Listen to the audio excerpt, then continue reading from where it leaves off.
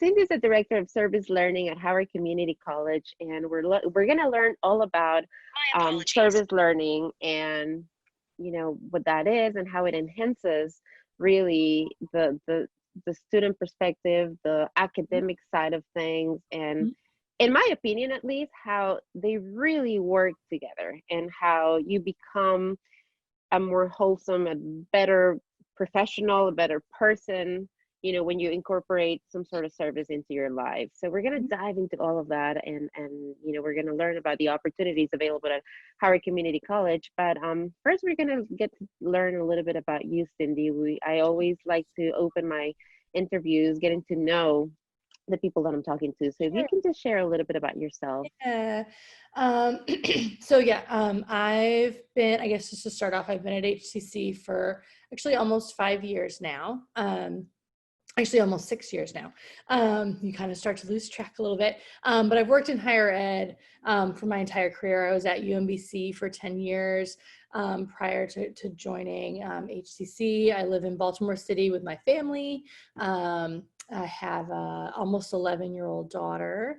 And I grew up in Massachusetts, but have kind of lived here now my adult life down in Maryland. So yeah, just a little bit about who I am and kind of how I got here.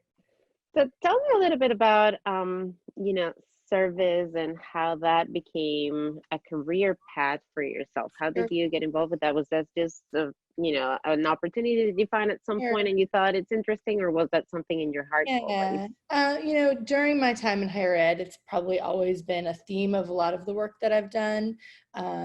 It is definitely something that during my time at UMBC, I, always would be a part of those experiences with our students. I worked in residential life at the time, but coordinated a lot of the service opportunities for our students over there who lived on campus. And then as I started to kind of narrow down where I wanted to spend my time and how I wanted to be engaged, this idea of also being able to be involved in our community and help our students find a way to make an impact in our community became something that I was really kind of drawn to and interested in and wanting to stay a part of. And really at the time, the opportunity to come to HCC on a part-time in a part-time position really pulled me in. At the time, family life, it just made a lot of sense, but it was also a part of our field and our world that I could really be passionate about and engaged with. And so, yeah, things just kind of evolved from there. And I think a lot of folks, like, as you think about where you want to end up in your career and where you start, there's always, different opportunities and doors and windows that open that present themselves. And I was just fortunate that this one really was not only something that I was interested in that opportunity, but that was really something that I was also going to be really passionate about and want to be a champion for. You keep mentioning the word passion, and I think that that's something that it's difficult when we are so young and we're trying to figure out what we Yeah. want to do, because we want to make a living for ourselves, right? And we're looking at success, and we're looking at what we define and how maybe society defines success, and trying to figure out Right. where we fall in all of that. So how do you personally define success, Cindy? For me, I think it's probably just been about what makes me the most kind of content and happy and fulfilled. And I think that's a really different conversation for everyone, right? And I think we talk about that with our students in lots of different ways as we think through how to engage them with service and how to help them explore what they're really passionate about, and kind of defining what that means for them. And so we do think, service is a way to really explore some of those paths and opportunities. But for me, it's really about what is going to help me feel the most fulfilled in how I stay engaged in my work, recognize how much time we spend out of our homes and away from our families. It's something that you really want to feel at the end of the day that you're kind of, for me, that I'm making an impact, whether it be on our students or on our community. And I love that you just said is what makes you content is what makes you happy. And I think that it's important, as we continue, everybody, not just students, but everybody, because we're all going through transition right now, with Right. COVID and everything that's Sure. going on around the world. It's important to, I think, kind of like check in with ourselves and just really evaluate, okay, what does success really mean to me? Mhm. Is Mhm. it all the material stuff? Is it acquiring all of that, or is it more than that? Is it really, as you were saying, doing something that makes an impact, a positive impact, and at the same time, makes me feel good, like I Yeah. think Yeah. that's how I define success as Yep. well. Yep. um, so what is the Center for Service Learning at Howard Community College all about? Yeah, so we are a space that believes in collaboration between our faculty, our community partners, of which we have many, and our students to meet. We work to help meet community needs and enhance student learning, like I think you've already touched on.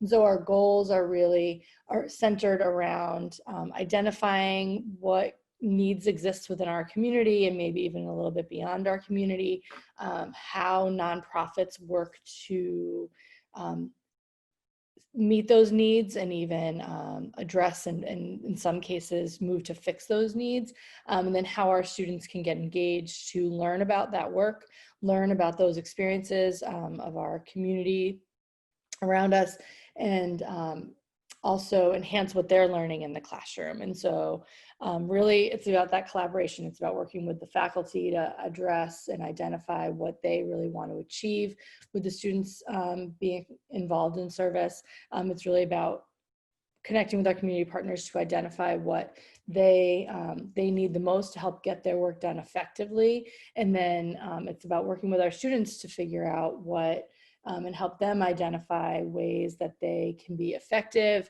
and what meeting community needs really is all about.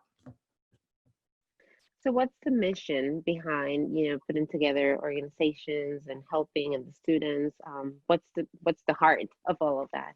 Yeah, I think it's really mostly about trying to make those connections.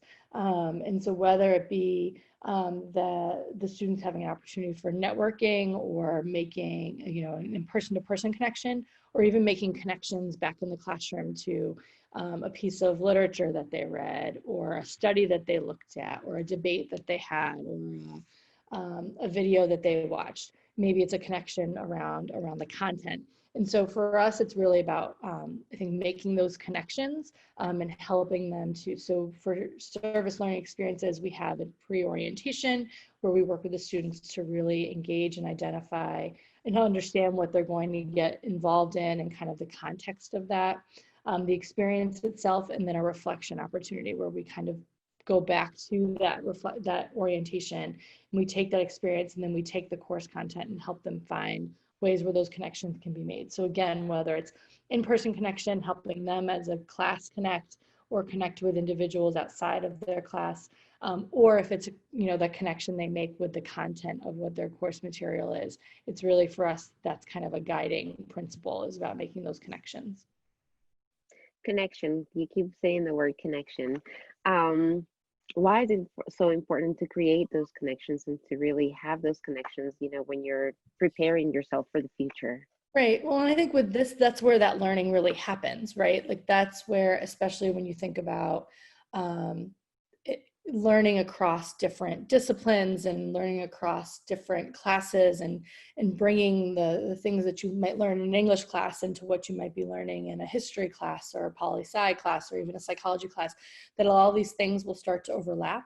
And so helping students find ways to make those connections is how we believe they're going to become deeper thinkers, more critical thinkers, tackle the world and its problems in lots of different ways. So making those connections is where you can really also start to kind of peel back the layers and really be a part of a process and not just an observer to it, and be a part of the community. Yeah. And also figuring out, because from all the conversations that I have and from everybody that I know, sometimes you have an idea of what you want to do. Sure. And then you go out in the world and you start doing something that's related to what you wanted. But as you were saying, is through those connections and through Mm-hmm. those experiences, you find that there's something else over here that's still maybe connected, or sometimes it's not connected at all, and you just find yourself fully immersed in it, and just loving it and making your career from that. Yep. So one thing that I always encourage my kids is to take opportunities to go. Both my kids have very, and they're young, they're 16 and 13, but they both have it in their minds what they want to do and what they want to Yeah. be, and that they have a plan already, right? Yep. And I'm always encouraging to them, just go out, just explore different opportunities, do something that you really think you don't like, not just the things that you like, but things that you don't like. Yeah. Because that's really going to give you more connections. Even if you don't end up falling there in a career, Right. you'll have a better appreciation of how other Yeah. things work, and it allows you to really connect more Right. with those And more of a people. perspective too. Yeah, absolutely. Yeah, so absolutely. So I encourage everybody to take opportunities, and maybe doing service or helping others has not been something that you put at the forefront, or you haven't tried, because it takes time, right? It Yep. takes Yep. it takes your time, it takes effort. So Yep. it's a Energy. commitment Yeah. that you're doing. It Yes. takes energy. But maybe do it and see, you might be surprised with what you get from it. Yep. So how does Howard Community College define service learning? Sure. I think it's really a lot of the things that we've chatted about, and it's about again, that collaborative opportunity and a way to enhance the academic content through a really community engaged based experience. And so I think when we think about how HCC engages in it, we do it through students engaging in direct service at times where we would have a student, and we obviously aren't doing this right now, but have students out one-to-one with one partner, really doing more of a deep dive with what that nonprofit is doing to engage the community and how they're supporting issues related to that. We also do it with group experiences where the students are collaborating together around a specific issue, supporting a community partner. And then also around special projects where everything from things that they do in the classroom that then goes to the community partner to support their work, or even an event that we may host on campus to highlight and address an issue or do some advocacy work around topic that supports a community partner's efforts. And so really it's again about that collaboration and about enhancing that that academic content and providing a learning experience that might look a little bit different or non-traditional, but it's still that learning experience for the students. So it sounds like you're relying on community organizations and community partners to really make this happen. So tell us a little bit of the type of organizations that you partner with and how that process works. Absolutely. So we have around 90 to 100 partners at any given time, and sometimes it even gets above that.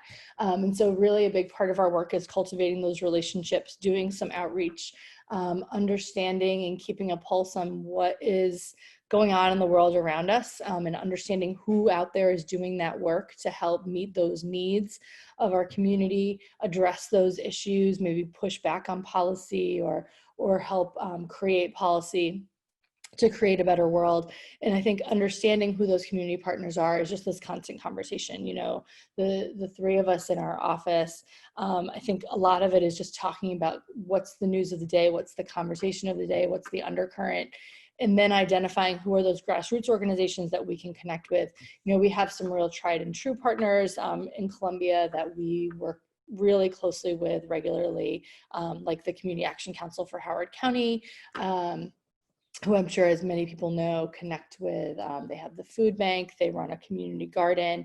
They also are the managers of Head Start and do a lot of other work around supporting those most vulnerable within our community. But we also work with things like Meals on Wheels, things that people recognize and identify, the Maryland Food Bank, And then we'll also do work around the environment with things like Tapsco Heritage Greenway, Howard Eco Works. So we really kind of run the gamut, right? When you think about issues, we probably have a partner that touches on it in some way. And we also, whenever a topic comes up, if we don't necessarily have a partner that meets those needs right now, like that's time for us to do some research and start to do some outreach. And so a lot of what we do is having conversations with those partners. How are they meeting needs? How do volunteers help serve their organization and meet those needs? And then is that a way, is the way they use volunteers a way that helps our students learn? And so that's where the push and pull kind of comes in. And so there's some partners that do some really great work, but maybe the way their volunteers serve the community isn't going to enhance our student learning. So that's not always going to be the right fit. And so really it's about that dynamic conversation and understanding who they're serving, what they're doing, and how their volunteers are helping move their mission forward. And is that volunteerism something that's going to support our students in their learning experience? So it's about a balance. We kind of think of it as like a seesaw. And sometimes our partnerships kind of, well, maybe we'll press pause for a little while they pivot and do some other work, and we'll come back to them. And so it's a constant ebb and flow. But we usually add on about around 10 partners a year. And with that, maybe we'll kind of roll some off too.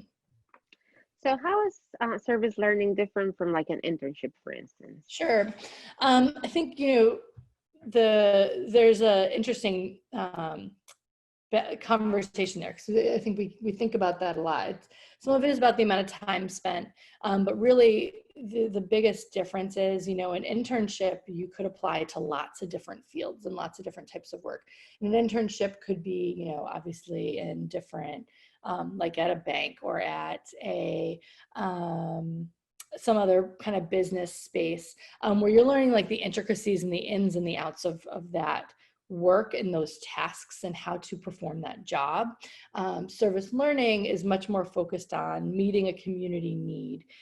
So understanding that a certain part of our population is living below the poverty line, struggling to put full meals on the table, getting access to equal educational opportunities for that preschool age population, like through programs like Head Start. So it's understanding how nonprofits are meeting those community needs and how we can learn more about that issue and that population through the service experience. So it's not necessarily about learning how to be a preschool teacher in a Head Start classroom. It's about learning how a Head Start program is meeting the needs of the community. And so yes, like the experience is going to take students a lot farther, and they're probably going to have skills that would aid them in being a future early childhood, early intervention teacher. But it's also, the service learning experience is also about helping to identify, well, why is a program like this really so helpful for parts of our community? So it's kind of having that other lens to the conversation, whereas an internship could be really, really valuable for learning how to do the work. We think this can be really, really valuable for learning how to serve that community. Are these opportunities for credit, or are these just, for personal gain, I guess? All a part of classroom experiences. And so they are part of an assignment that faculty will have, class instructors will have in the syllabi at the beginning of the semester. And so the service learning assignment is something that some faculty will choose to have as an optional piece, and some will have as a requirement. It really depends on the program and the class and how it fits and meets the needs of what their learning objectives are. And so it's not necessarily for credit as much as it's for a grade. And so right now we are in a place where the majority, really probably 90–95% of the experiences that we have are within different classes. So students can get engaged by registering for that class that has a service learning piece to it, and getting involved in that way. So it's not necessarily something that you can come to our office and say, I'd like to participate in service learning. It's identifying, is there a class that has a service learning option that I can get involved with? Or register. So if you're a student at HCC and, service is something that you're interested in, then you have to look for those classes. Yes. Yeah. And we keep a running list on our website of those classes so that students can identify them. We update them whenever registration opens. And then there are markers within when students go to register in some of the course descriptions, it will lay out if there's a service learning opportunity as a part of the course experience so that they can kind of know that going in.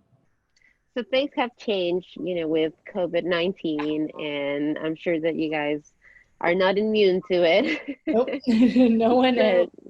So, so tell us a little bit about, the opportunities that are available right now, or how you guys have Right. had to adapt, and, Yeah. how COVID has affected what you guys do. So we've definitely obviously pivoted into a virtual space alongside everybody else. And, we're having the same conversations a lot of other colleges are having about how do we keep our students engaged in these really, amazing opportunities and help meet community needs while also finding ways to do it safely and meeting, protecting our students along the way as well. And so for that, for the fall, we're staying virtual as far as these service experiences go, but we're fortunate to have a really great relationship with our community partners that we're, having a dialogue with them around, do they have needs that can be met virtually? We believe strongly that we don't ever want to create work for community partners. We want to be of service to community partners. And so what that means is we're, just having a really direct conversation with them around how and what are their needs right now, and how could an HCC student maybe support that in a virtual way, whether it be doing things over Zoom or working on a project for them. And so we're in the phase right now where we're starting to identify those to figure out what we can do for the fall with different classes. We also have been doing, for the last couple of years, we've been really focusing on what we call our special projects integrations, which are our projects where classes work together around an issue and maybe more of a advocacy way. We've had projects like our global giving market, which used to be it's an event that folks may have seen on campus, where you can buy fair trade goods, and our students will do some work supporting the work of Serve International, which is a large organization that supports fair trade artisans all over the world. Bring those items to campus and sell them. And so we're going to do that in a virtual way this year, still supporting the work of Serve while kind of amplifying their voice, but also allowing, the HCC community to still participate in that shopping experience and purchase fair trade goods and educate around what fair trade is. So we're kind of, being creative, just like everyone else, pivoting, looking at our special projects, how can we grow them and do more, and maybe take what we've done in a couple classes in smaller ways, but do them in a few more. So yeah, kind of in that space of identifying community partners right now that can benefit from this, but also looking at those projects and what can we do in an online platform that also still meets that need. So, along with COVID, there's also a big push for social justice and change right now. Yeah. If a student or if an organization has a need or maybe an idea and they're just not sure, if it would work or not, can they reach out to you? How does that conversation happen? So partners reach out to us often. We have a form on our website that partners can fill out if they're looking to become a community partner. And so that's something that kind of, again, ebbs and flows.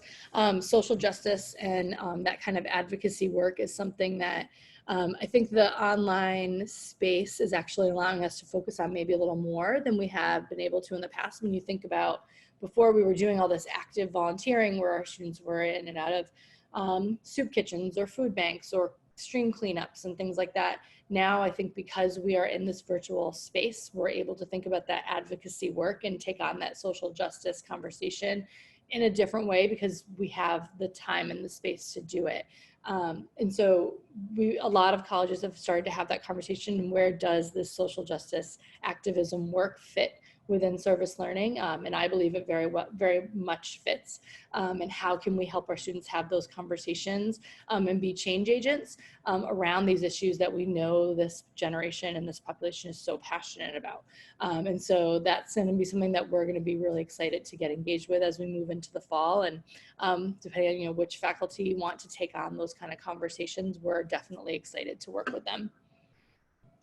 Great. And I think that's important for students to know because we usually, I think, put them separate, you know, like school belongs over here, preparing myself, studying goes here, and then everything else that I want to do for changing the world goes out here. Yeah. So Yeah. it's great that we are combining the two and we're telling our Yeah. students, you know, if you feel passionate about certain issues or certain things, there is a space. There is a space at Howard Community College where you can come and be part of and start Yep. making that change right now. You don't need to finish all your academics to then go and put on your other shirt, you know, Yeah. and change the world. You can do it all at Howard Yeah. Community College. Yeah. Absolutely. So I know that in the past you guys have had events, you know, where you've highlighted your work, like the Service Learning Fair. And obviously in the fall, it's not going to happen. But I still want to highlight it because I think it's a great opportunity, and I think it's just such a great event where people can come and really get to find out everything that you guys do. So, um, you know, hopefully maybe in the spring we'll be able to have it again. Right. Right? Still Yeah. pending. But tell us a little bit about what that is like, and you Yeah. know. Right. Well, we have, like I mentioned, our global giving market. We are working to move as many of our events online as we can. We have another program called the Passion Project, where students will identify different movies that or documentaries that show at the Sundance Film Festival, and they'll talk about the issues that those documentaries touch on and do a deeper dive into those. And so we're going to look to have that in an online space. Then we do have things like our Service Learning Fair. Our Service Learning Fair is really directed at students that have a class that have a direct service option, where they are going out and engaging with one community partner and one student for a certain period of time that satisfies or is a academic requirement for their class. We are only doing that with 2 classes this semester, so the need for a Service Learning Fair isn't there. There are some spaces where Service Learning Fairs are more of a co-curricular experience, where any student can show up and find ways to volunteer. That's never been what ours is. So for this year, we are going to take a bit of a hiatus from our Service Learning Fair, just because we don't have the need for it to connect our students with partners. We can do that in more of a workshopped way in the classroom is what we'll end up doing. So we will still have our Be the Match event, which is a program that we work with Eve Brunson-Pitt from the Med Lab Technicians program, where there's a blood banking course where she will engage them around the idea of stem cell donation and how folks can be involved with that and become a part of the community that is willing to donate stem cells to those who need them for treatment. So we'll still be able to do that in a virtual way. We actually did that for a bit with one of our classes for the spring. We were able to kind of do a trial run of it, and it went really, really well. So we'll do that again in the fall. So we're still gonna, highlight those events, just gonna be in a very different way. But I think it allows us, to also have bigger exposure. Normally it's just the HCC community that gets to participate, but now students can share these online spaces with their friends and family too, and help them kind of see what they're learning and doing. So it helps us get our message farther, if anything. That's exciting. And I think that that's one lesson that we've all learned, you know, through these times of adjusting is that Mm-hmm. maybe tools that we weren't utilizing and we have been pushed to start using, you know, Right. overnight pretty Yeah. much, Yeah. actually can enhance. And, you know, when we are able to go back to our offices, we can, I think, incorporate that and it's going to make us much, much stronger and more efficient in many, many ways. Yeah. The alternative break program, Yeah. that's a Yeah. program that I always, every semester, I see flyers and it seems like Yeah. such a great opportunity. Is Yeah. that something that you guys are able to Right. change to online, or what's going Right. on with that one? And in this space, our plan at the moment, we are not hosting a winter break, where normally we would send a group out in January. And at this time, that's probably not in the cards. For a variety of reasons, travel being one of them. We do a part of the experience that we believe strongly in is the students staying together in a space while they're serving together, they're also eating together and communing together in that way. And it's a big part of that experience and how they learn and grow from it. And so it's something that's going to kind of probably have to stay on the back burner for a little while. I think it's a conversation that a lot of colleges are having, and it's going to be interesting to see what new ideas come out as we think about opportunities, and whether we do maybe in the spring we can do something where it's just a local alternative break opportunity where we're serving in DC or Baltimore or even in Columbia. And so looking at other options that don't involve as much travel maybe, but can still allow some engagement. And so, we're fortunate that the program, in order to launch it, it does take a couple months to put together, but it's not something we have to write off right now. We can say, all right, well, January is probably not going to work, but maybe there's something we can do in the spring, or maybe we even look at having something in May before, like as semester ends, but before students really kind of take off.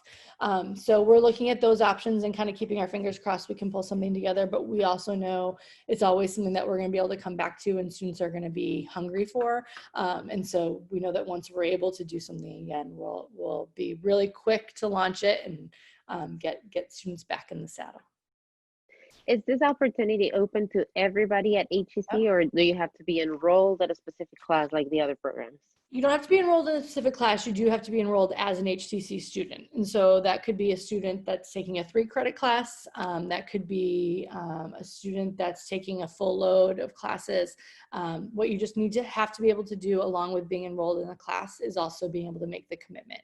And so what we ask is that students are a part of several meetings before we go, where they come together as a team and really form, but also that week away where they are truly immersed and engaged in an issue and with each other. And so being able to step away isn't something that everyone's able to do, and we recognize that takes a bit of the ability to be untethered like that is really a conscious choice that people have to be able to make. But we kind of go through an orientation and we educate on that before folks apply. We do have probably between anywhere from 20 to 30 applications for each experience. And with that, we only take no more than 10 students. We believe that small group is really powerful for them to learn within, and then 2 faculty advisors go with them, or faculty and staff advisors go with them to help guide through that experience. It sounds like a wonderful opportunity, and every semester I see it, I'm like, oh, I wish I had done that when I was a student, because serving is one of the things in my heart, that I absolutely love to do. Yeah. So most of the opportunities are for students who are involved in the class, but I know that there's a lot of people like me who want to volunteer, who want to make a difference, who want to help. So if somebody is like, I none of the classes that are offered with the service learning piece, apply to my career or anything like that, can they still come and maybe find other type of volunteer opportunities, or how can you support those students? Right. So, the first thing we do for the average student that comes in with that question, we have a wonderful relationship with the Volunteer Center for Howard County that really works as a clearinghouse for all things engaged in our neighborhood and in our community. And so that's a great space to kind of just go online and find the most relevant and recent opportunities and needs. And if a student has a really specific way they'd like to be involved or topic, and they share that with us, because of how plugged in we are, I'm always happy to share, oh, you've got to reach out to this organization. They're doing really great work. I think you'd enjoy some time with them.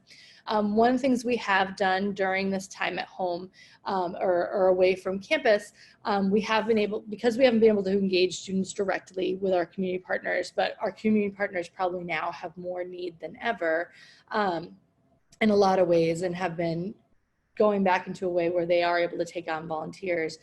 We've taken part of our website and dedicated it to a community support space where we list some community agencies that we work really closely with and believe so strongly in their work, and just finding a way to list what their needs are, so that if somebody wants to check that out as a way to get involved, whether it's through Meals on Wheels or Community Action Council for Howard County, or Winter Growth, which serves the needs of seniors within our community, Grassroots, which I know lots of folks are familiar with, My Sister's Place.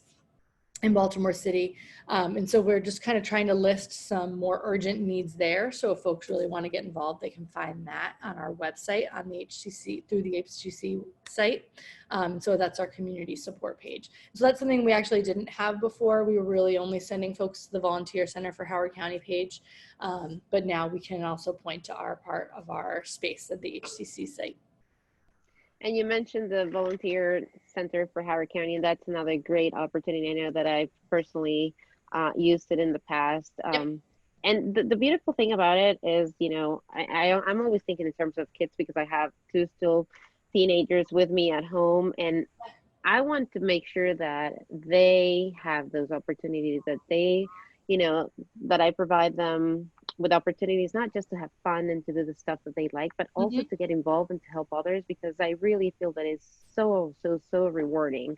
Um, when you haven't done, when you haven't helped, when you haven't volunteered in some way, you think that the benefit is for the person receiving the help, when at the end of it, really you just feel so great, you know. And I feel that you, when you have the opportunity to help, you just get so much more than the person who's actually receiving that help. At least that's my opinion and my experience. I don't know, have the students maybe shared, you know, some of their experiences and some of what they felt after taking on an opportunity through service learning? Can you share maybe? Yeah, no, I think we hear a lot of what you were just saying. I think we also hear, or I know we also hear a lot around just seeing things through a different lens and through a different perspective. And especially when you're talking about different issues, whether it be hunger and poverty or the environment, or even, you know, environmental justice or social justice.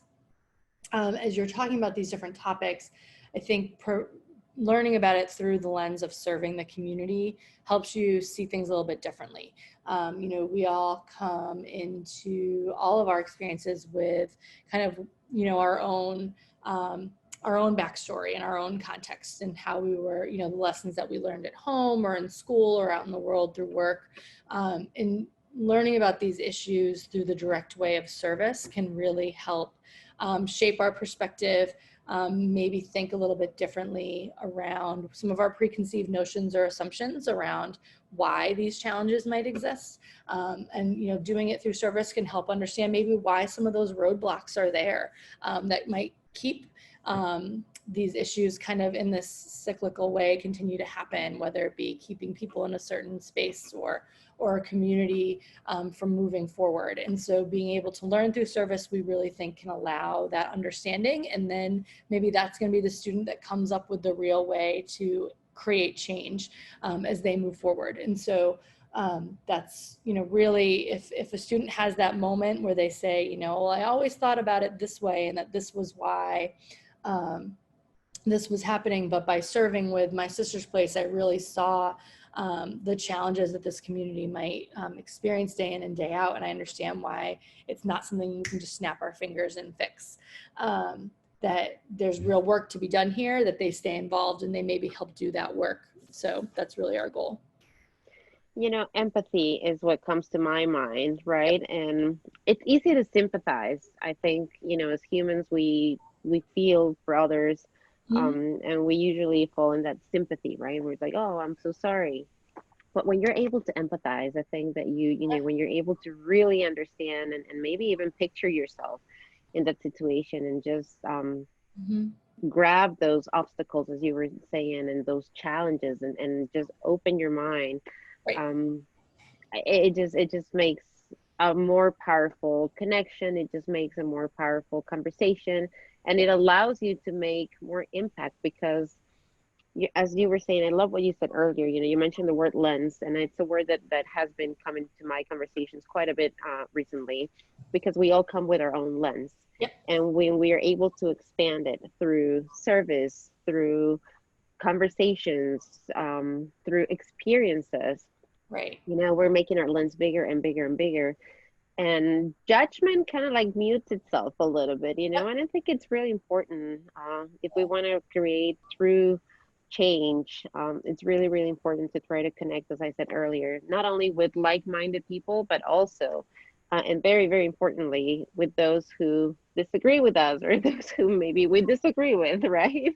Yep, Um, absolutely. so, in your personal life, through your job here at Howard Community College, what has been the most rewarding thing for you? Oh man. I think some of it really, as we form our relationships with these community partners and find ways to support our student learning, those conversations I think are some of the best for me. It's obviously I take students out. We'll go when these classes go out in groups. Someone from our office is always there to participate in the service alongside them and help facilitate those conversations and make those connections. But I think as we're in that space, when we're in that space, we're really talking with the partner about the work they're doing, how they are kind of serving as that change agent and pushing those conversations forward, and how they could potentially help our students be a part of that conversation. I think that's where the energy really comes from and where the ideas come from. Some of the partnerships that we've built during my time in the office around our work with Blue Water Baltimore and the Baltimore Tool Bank, the work that we continue to do with the CAC for Howard County, just that the relationships that we formed with those partners to think differently about how our students can be involved in their work, that helps enhance the students' learning and not just showing up, volunteering, and going home. Those have been some of our favorite conversations to be able to have, because I think that's where all the good ideas end up coming from. And so I would say that's probably the space that I've really been get the most excited about the work that we do. And I appreciate what you just said, because you're right. It's easy to block a couple of hours, go Right, and do some physical work, help clean this and the other, and then not think anymore right. about it, right? Yep. But that extra piece of actually, really analyzing it and really internalizing it and really, understand that every action or every minute spent doing whatever it is that you're doing, it's Mm-hmm. not only impacting you, it's impacting other people, and it's also helping you further your career, quite honestly. Right, right. So what are the best way? What are the best ways that people can get in touch with you right Yeah. now, especially now that it's not like I can tell them go to the office, blah blah Yeah. blah, the Yeah. The building, blah blah easiest blah. Not way yet. is to shoot us a message at servicelearning at howardcc.edu. That's just our office email that we check regularly, and then we can kind of point folks in the right direction from there, depending on what their question is. And so that's kind of the general space to reach out to. The easiest, obviously, we're on Facebook. We're also on Instagram. And so, but that email, servicelearning at howardcc.edu, is probably the quickest, easiest way in this space that we're working in right now. And then if they want to see, your or visit maybe or follow you on Facebook and Instagram, let's give Yeah. them those handles. Yeah. So Facebook, we are Center for Service Learning at HCC, and our Instagram, pardon me while I quickly look at my phone because I'm going to mess it up. I know it's too many handles to remember now. Service Learning HCC. Yeah. So you have three Learning. ways, at least very clear ways to connect with service learning. If you go to howardcc.edu, you just search there for service learning. I lied, it's four. You have the email as well. And then Yeah. you have Facebook and Instagram, and you can be part of, not just learning academics, but taking your learning experience Yeah. farther and just really really serving others and helping others, and just like we were talking about, expanding that lens for Mhm. yourself as you move forward with your career. Absolutely. Cindy, is there anything else that you would like to add before we wrap our conversation up today? No, I think we covered a lot of ground, but I do appreciate this opportunity to be able to talk a little bit about our work and how we are kind of functioning in this virtual space, and hopefully in some ways also thriving. But thank you very much for the chance to chat.